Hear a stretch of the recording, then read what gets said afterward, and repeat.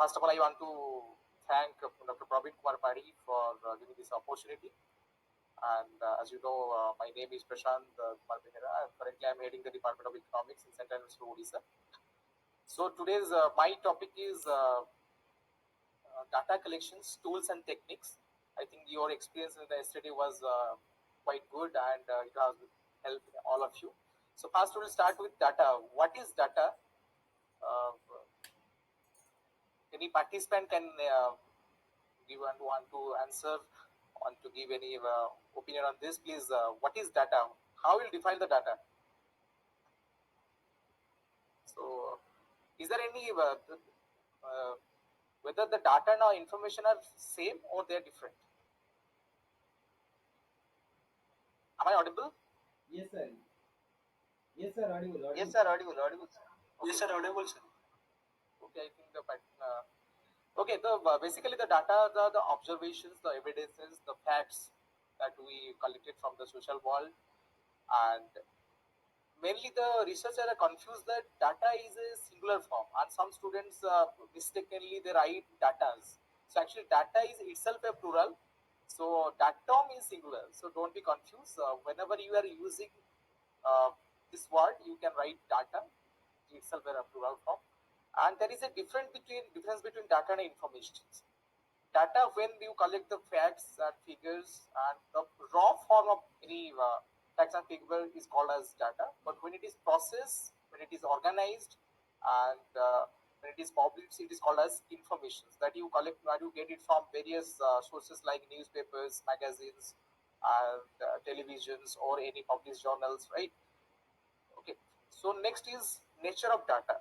Okay, basically the data is classified into two types. One is qualitative data and another is quantitative data. The qualitative data is mainly it is refer to those variables or those facts that cannot be measured in numerical values, right? Like your gender, talent, or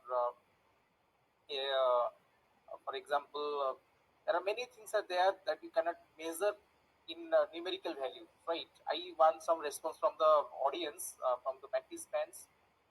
Anybody who can want to give any examples on qualitative data?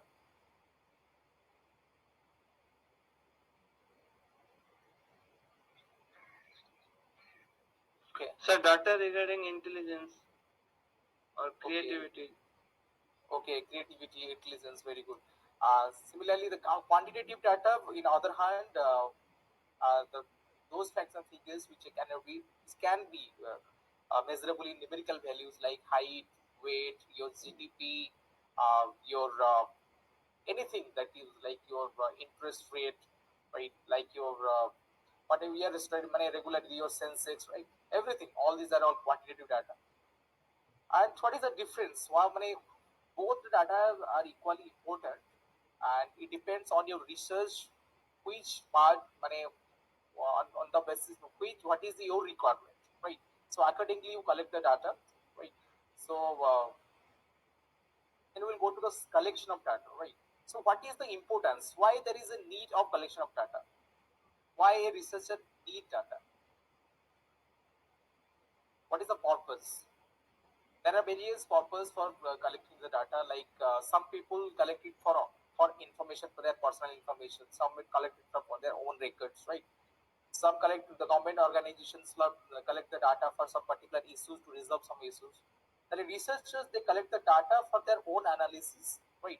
The most important thing, data collection is an extremely important part of any research because the conclusions of a study are based on what the data reveal. So your conclusion will come from your data. So your data is very much important, very much crucial.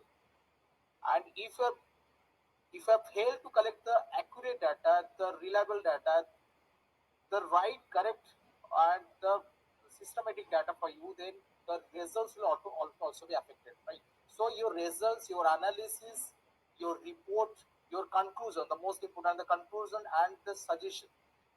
A research without policy suggestion is have no value. So whatever suggesting, what you are concluding, it depends on your analysis, and your analysis depends on your data. and it is very much important to collect the accurate, the the systematic and the most unbiased data through a particular tool, right? So then we'll discuss about what are the criteria are there before collecting a data. So what you what you think before going for data collections. So if I will say that data collections varies from researcher to researcher, right? So for a undergraduate student, for a postgraduate student, the researcher, his project will be comparatively smaller than a MPhil student and a PhD student. So similarly, the MPhil student thesis will be comparatively smaller than the PhD student. So the it varies, right? So basically, the PhD student or a student doing postdoc research or doing a major project, right, will go for a large amount of data, right? And some researchers, they don't have funding. Some researchers have funding. Some students do their research with their own money. Some students are funded by the different organizations, like your junior research fellowship by provided by the UGC. There is national research fellowship, right? Rajiv Gandhi National Fellowship for the different backward sections of the society, right? There are some students of the science student also got fellowship from DST. So it also depends. Data, mainly the data collection depends on your nature and scope and objective. What is your objective? Why you want to collect the data? What is your type? What is the just a second. Okay. So, what is your main objective? What you want to do in research? And what is the target of your thesis? What is the target of your topic? What is the target of your research? What kind of analysis you want? Right. So, if your study is based on, if your study is based on need data from primary sources, you have to go for primary data. If your study is based on something that is already available on various newspapers, magazines, then you can go for secondary data, right? So it depends, right? It depends on, if you are, for example, an economics student want to do research on FDI, so that student will go for collecting secondary data, right? You can, and if a student wants to do research on on inputs, right? On agricultural inputs in a, or the use of agricultural inputs in a particular village, right? If I want to do a case study, right? Then the student will definitely go for primary data, right? Then your sources of information, what kind of facilities or your scope you have to get the information, right? To get the data, right? Next is the availability of fund that I've already said you, right? How much money you have, because you need to spend money if you want to collect the data, if you want to go to the field. If you are, for example, a student in Odisha is doing research on a topic which is for which he has to move, he has to go to Punjab or he has to go to Delhi or any other state, then he has to spend a lot of money, right? So your fund is also important, right? If you are doing research on climate, right, climatic variations, if you are, have to collect the data from IMD, and IMD charges a lot of money. So it depends on your availability of fund also, right? Then here's your techniques of data collection. So how much you are trained, what kind of data you can collect, right? So whether you can go for mail questionnaire, whether you go for direct personal interview, whether you go for a schedule method, right? Whether you go for focus group, right? So it depends on your training. So if you are not well acquainted, you are not properly trained for very particular focus group discussions, you will be failed to collect the data properly, right? So it depends on your training, right? Next, the people you have around you, right? If you want to go for schedule method, then you have to send the trained enumerators for collecting the data. If you don't have, then you can go for that, right? Next, we'll discuss about there are two types of data, primary and secondary, right? Basically, in the primary data, you will collect the data directly from the sources, where from the secondary data, you collect from the, no, no, either from public sources or unpublished sources, right? So there are many sources are there in the secondary data. Uh, Next, there are various methods. If we talk about primary data, there are various methods for collecting. Am I should I be slow, sir, or is it fine? Okay, sir. Continue. Actually, either the time you have given to me is very limited. I think it is only 30 minutes, so I am going for a little fast. Okay, You should continue, sir. okay. So then we'll discuss about the primary data, right? So, what in how, why, if I will say what is the difference between these two and which one is best or which one is good or which one is which is better than the other, what you will say? So it will vary from person to person, right? Somebody are confident with secondary data, some are confident with primary data. So it depends on your objective, your requirement, your scope, right? Your funding. So it depends on everything, right? On the requirements, on the so it is not necessary that you will say that primary data is good or secondary data is bad. So the thing is that before verifying the data, before going for the data, you must have the objective, right? And the data must be reliable. The data must be reliable, right? Then, okay, so very few minutes not discussed. Okay, anyway, we will go for the data collection tools. What are the various types of tools are there to collect the private data? The first one is direct personal interview. Okay, so what in by direct personal observation or interview? Now, when the investigation personally takes the observation or collect the data from the individual, it is called as the direct personal interview. Okay, there is also an indirect personal interview also there. Indirect personal interview is what in my money everybody knows about direct personal interview, but some indirect personal interview basically the police department or the CBI, the intelligence, they follow this method. They collect the information from the third party or the persons who is linked with the sources, right? For example, if you want to collect the information and the person is not literate, okay, so you can collect those information from the village head or the headmaster or a teacher. We can give all these informations to you, right? Next is you can also collect the information through agencies, right? Next is a mailed questionnaire. Questionnaire method. There is a difference between the questionnaire and riddle. What is questionnaire? And nowadays it is very now it becomes very popular nowadays. I'm getting also mail oftenly.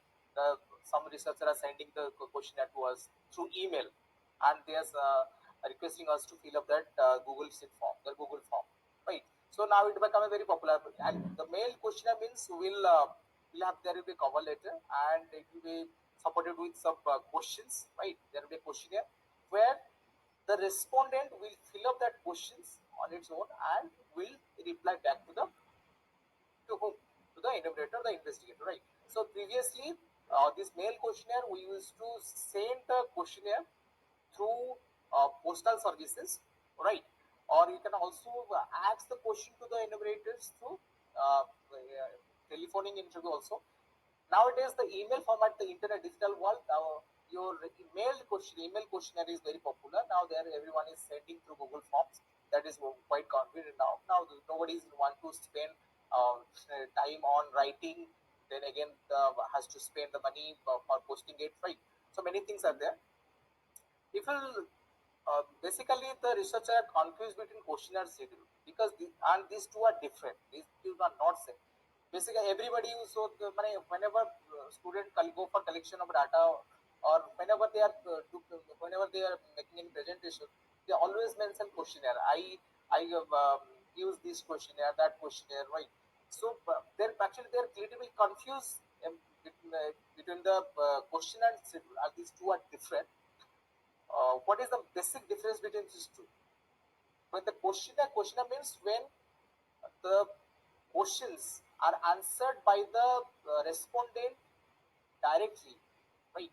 Then it is called questionnaire. But in schedule method, the investigator or the enumerators will write down the information, but the respondent will only give information. Like for example, if you are going for the civil method, you will appoint some individuals, some trained people. They will collect the information, or you can also go for the direct collecting the information. But the questions answers will be filled out by you. Where in the questionnaire method, the questions are answered by the respondent directly, right? So that is the main difference. So I should not take much time. Next is survey. You must be knowing about census survey. That is a different kind of survey. There is also continuous survey. There is also ad hoc survey.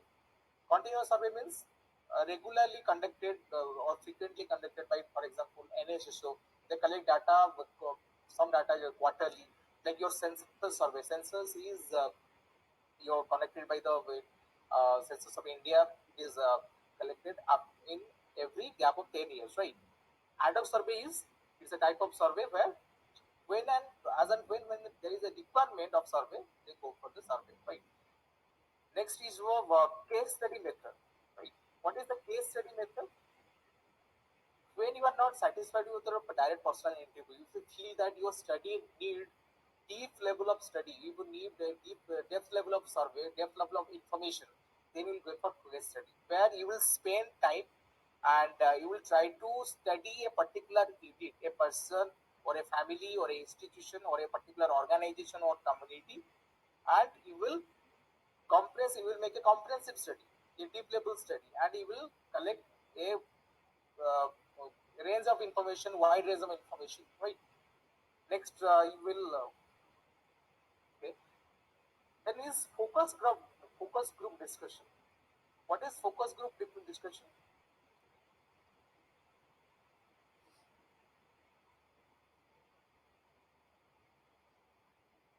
Okay, actually,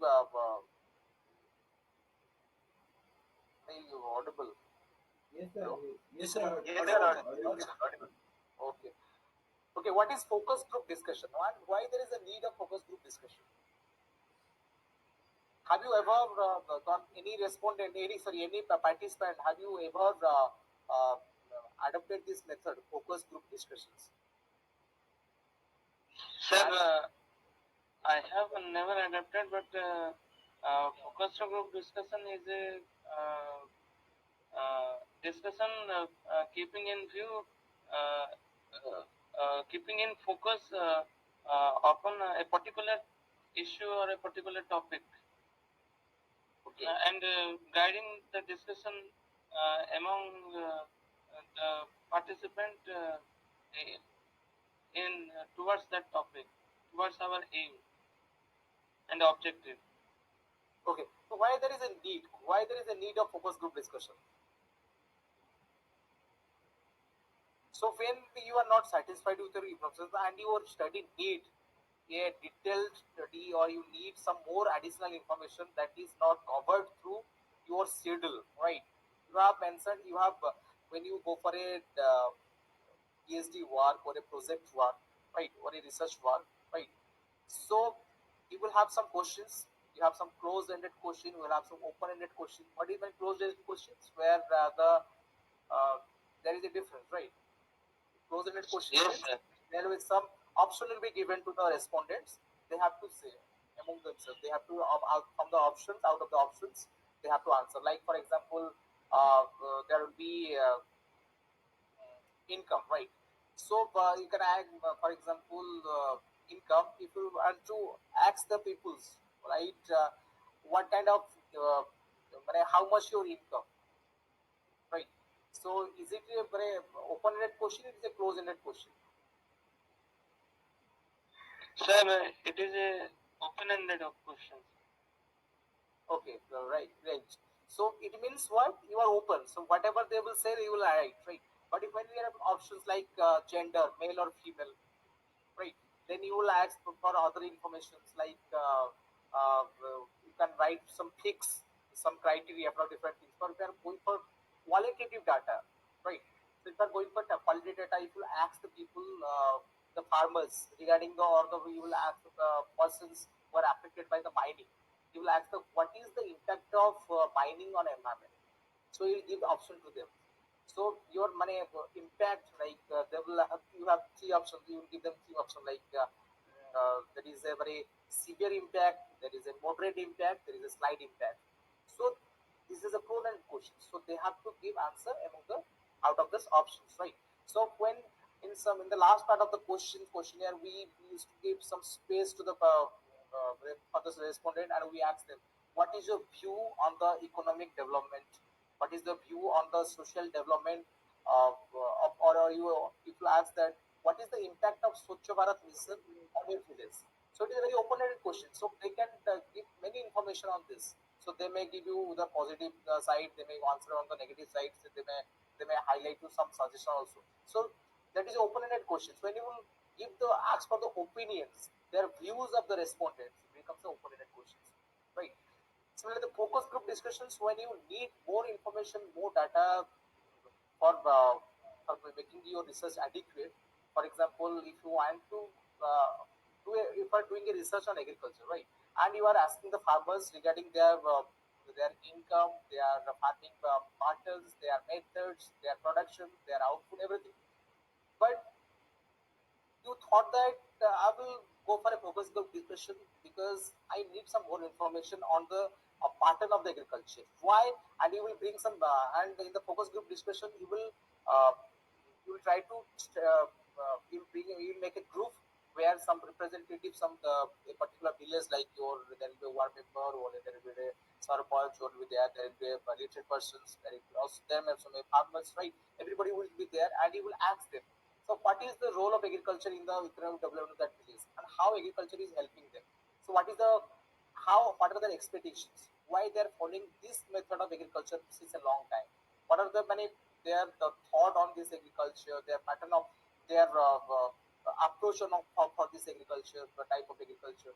So, you will get more information on from the focus group. We can get more information from the focus group discussion where there will be a elaborate discussion among the different people, different representatives, with the investigators, and what are the there are some merits also there. In every method there are some merit and there are some demerits. Like also in the focus group discussion, there is also some advantage. There are also disadvantage. If I will discuss that, in advantage you can get more information, you can provide information, you can all explore cultural values, their beliefs. Like for example, we are going for a you are visiting a tribal village, right?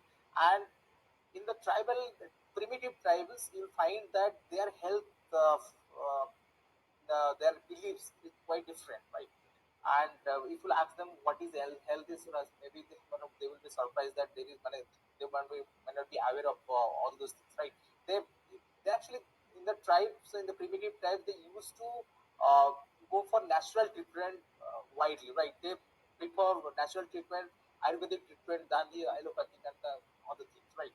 So, but their thought on nature, their thought on God, their thought, their cultural beliefs, their ideas, their living patterns is different from the urban areas or other people's, right? So you may get to know many things about their beliefs, their lifestyles, right? You will get very complex. You will get more data or the required data, relevant data on complex issues, which cannot be given by the individuals. Okay, for example, if you want to get some sensitive information, so when I some things are happening in the village, and the individual person don't want to disclose it. But when you are going for the focus group discussion, they may disclose it, right? So similarly, there must have demerit also when the actually uh, the privacy. If you the privacy may not be there, will be privacy will be disclosed, so the people may not be the person who are giving the information to you. Maybe it will be that the other person will came to know about it. They may be মানে some there will be different dealing with that person later on, right? So there are some merits and demerits also, right? In every tools and techniques, it depends on what kind of method you require, what is your objective, and next is secondary data. I think, or very few minutes are there. So secondary data, it is of two types. One is published sources and another is unpublished sources. In published sources, you can get the information from various organizations. There are national level organizations, there are international level organizations, there are district level organizations, right? For example, international, there are many your World Bank, your IM, International Monetary Fund, Then your United Nations, there are many international organizations there who are providing the data on various things, right? Like your ILO, Indian Labor Organization, International Labor Organization, is providing labors data on labor issues, including the child labor, right? So similarly, you have in the national level, you have many organizations like your RBI, like your Central Statistical, your Central Bureau of Statistics, right? Then your census, then your NSSO, right? The Ministry of Finance, Ministry of Agriculture, many department ministry are there, many department are there were dealing with the publications of the various data from time to time. Similarly, in the district level, in the municipality level, you can also collect the different kind of informations, right? Then you can also collect the data from the various research output of different institutions like IIT, IIM, then Indian Institute of Science, then IIIT, different universities, many universities, different institutions, organizations, research organizations, right? I like IGITF. So they continuously they're involved themselves in the. There are many ICSF-sponsored institutions. They're continuously involved themselves in doing research. They bring projects. They bring reports. So you can use all those in reports and projects for you from data also, right? Similarly, you can also collect the data from various journals, magazines, newspapers, right? Uh, like there are magazines like India Today, Outlook. They also bring some data to you which is not collected by other organizations, right? So you can also collect the data from unpublished sources. So there not second-hand data does not mean that you will collect only from published sources. There are many unpublished sources like your monuments from your manuscripts. You can collect the data from the unpublished theses, unpublished reports of different universities, different institutions, different organizations, right? So there are many sources are there. Okay, so if you want to ask any question to me, you can ask me. It is already when I think the time has given my province sir is very limited to me, and I think that the next year is resource person is must be waiting. So if you want to ask me anything on the related to data, we can I can discuss with you, and regarding the when you are formulating questionnaire, when you are formulating your schedule, you have to be very careful. You have to be very uh, many things are there. Many precautions has to be followed, right? If you are going for collecting sensitive information, then you have to be very careful. But the dealing with the individuals, the dealing with the respondents, very crucial and important. How you are dealing with the persons and what kind of question you are asking to them, that is also important. It means what you must be very courteous to them, you must be very respectable to them, right? You must ask the question in a convenient way. Your question should be simple, precise, it should be understandable for them, right? You should not, this should not irritate with you, and you for uh, uh, going further data collections must be try to be mixed up. You have to do with the respondent. You have to make a relationship like a friendship, a good friendship like with them, so that Sorry, you sir, will be could comfortable you, with. Okay.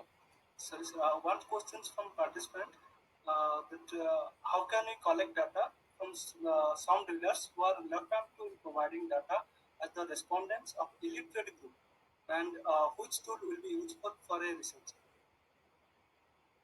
So you want to how can you collect data from the slum dwellers who are electronic in providing data as the responsible listed group? Which tool you will be Yes, sir. used? Okay, so in that case, what you will do, you can go for observation method also.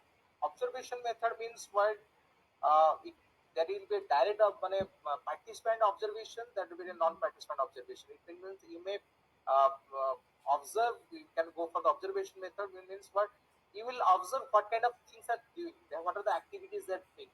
From the when you will go, for example, if you will visit a house or visit a village, from an observation you can collect many informations, right? Many facts and figures, right?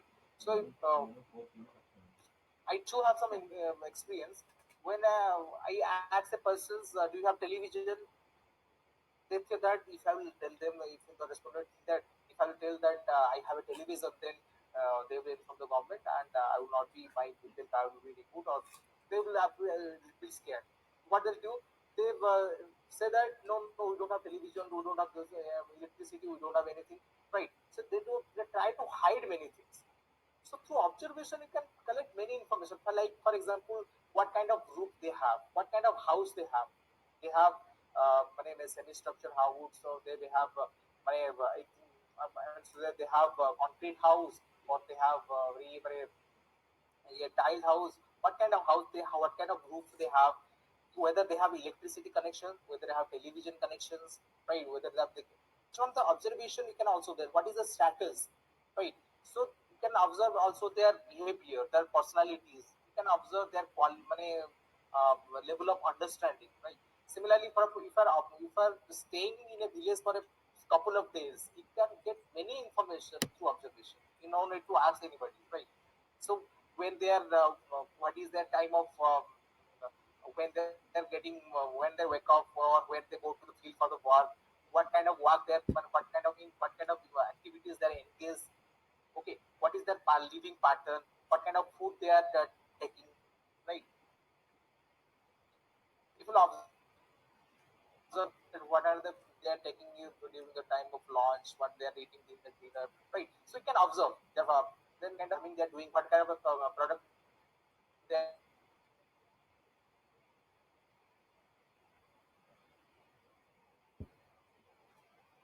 uh, you don't have time for the observation and you want to get some information, so you can depend on some of the related persons of that slum area, right? You will go to that persons, and you can, there will be, it is called indirect personal interview. So that person will give you information on behalf of him or her, right? So you will ask to him, so he will give you all the informations what you wanted to collect from that person, right? So he can, or she can represent that person, right? So there will be definitely in every village there will be a learned person, there will be literate person, or there will be at least there will be ward member, or there's some opportunity will be there, or a teacher will be there. So you can consult them for the getting the information. And if you are collecting the sensitive information, then you have to be very careful, right? Like for example, if I want to ask question on domestic violence, right? It is very sensitive. You have to ask question on child labor. They will also be, these are all very sensitive matters, right? So, and before going for collecting the data, you must inform the village people, right? The village head, the ward member, the sarpanch, and you must basically the people ignore all those things, but it is a very important thing that you must inform the local police station, the sarpanch, the ward member, even can write a letter to the block level official. All this you must do a before going for the data collection. You must do a pilot survey, right? And pilot survey, you just visit that village, and you expose the scope. What kind of data will be available? What will be your formula? What is your method? How will you collect the data? From whom will you collect the data? So pilot study is very important for you. So pilot study, in the pilot study, Sorry, but interrupt you. okay, So due to time constraints, I mean, more questions are there in chat box. I would like to address you, sir. okay. And so another question is, which source of data will provide us reliable information with less cost and time? Okay, reliability of information is very important.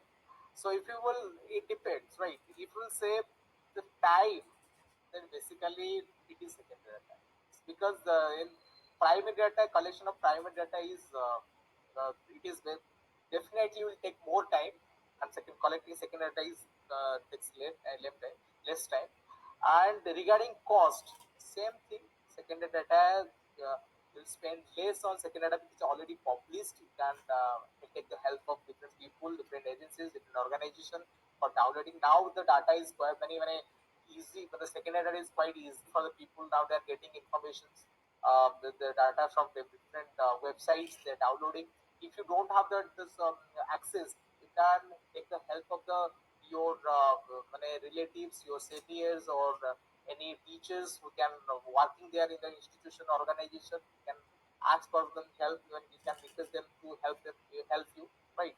So cost wise, time wise, definitely secondary is better than the primary data, but reliability is always a question mark.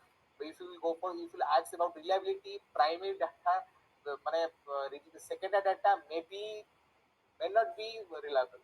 But if you are collecting the primary data, as you are directly collecting the information, directly collecting the facts and figure, you will feel satisfied that yes, the data is accurate, data is correct.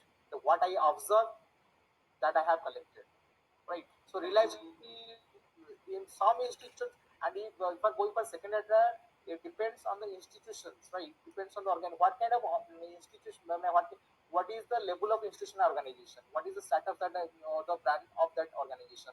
If you are depending on census, if you are depending on the RBI, definitely the facts and figures will be correct. If you are depending on NGO or any private organization, then the reliability of data would be may not be good, or there will be question on, there may be biasness in the publication of the published data of that particular organization, right? So you have to verify the what or to which organization you going for collecting the data, right? Yeah. Any other questions from the participants? Any question? Any other question? Hello. Okay. Uh, question, sir. Sorry, sir. Collected data from any government department. Which method is suitable? Government departments, if you are going for second data, I think if you are I think so. if you are going to you want to collect the data from any particular ministry or a particular department of any government, state government or central government or local government, then you have to it is, I think it is second data. You are asking about second data, and then is asking regarding tools. Which tools is more suitable? most suitable means what regarding money you are Tools. What are the techniques and tools and techniques for collecting data? I think for example, but I could not get the question, but if the person is asking that if he is going for data collection from any government department, yes, sir. okay, so you are depending on published data, or now you want to collect the primary data. So not exactly means secondary data, sir. The second data, what for some, I just want to clarify you.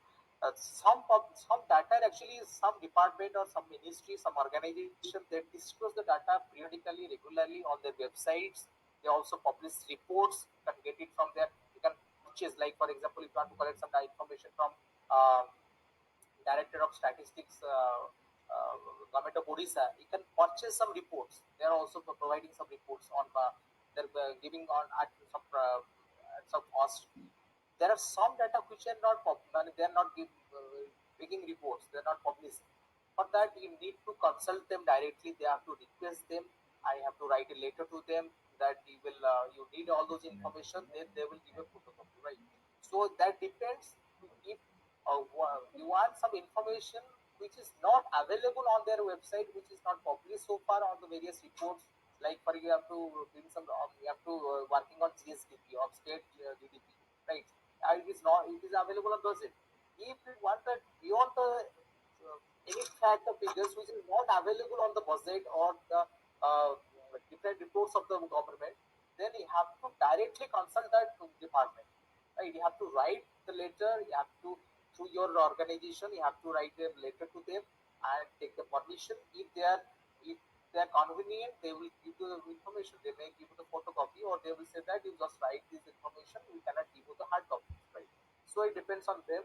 And that in that method, there is not requirement of primary data. If you want to go for any primary data collection from any government organization, they have actually, you have to go for the direct personal interview. It depends, right? And it is depends on your objective, your type of research, your what is your what is your purpose of research. It depends, right? It is not necessary that you will go for the department or the ministry to collect the data, or the collect you will go for. Don't decide that I will do my research on secondary data. I don't decide that I will do research on these sources only. First, you need to identify the problem of research. What you want to do. What is the What is your target of research? Why you want to do the research? What kind of research you want to do? What is the research problem? First, the most important thing in the research is literature survey. First, you do the literature survey. You after that you Sorry, identify sir. the problem. Thank you, sir. Okay, okay. Yes, yes, sir. Thank you, sir. We are due to time constraint. If you will be any other question will be addressed at the end of the session. And thank you, sir. Um, thank you, Professor Prasant Behera, sir, who is like us the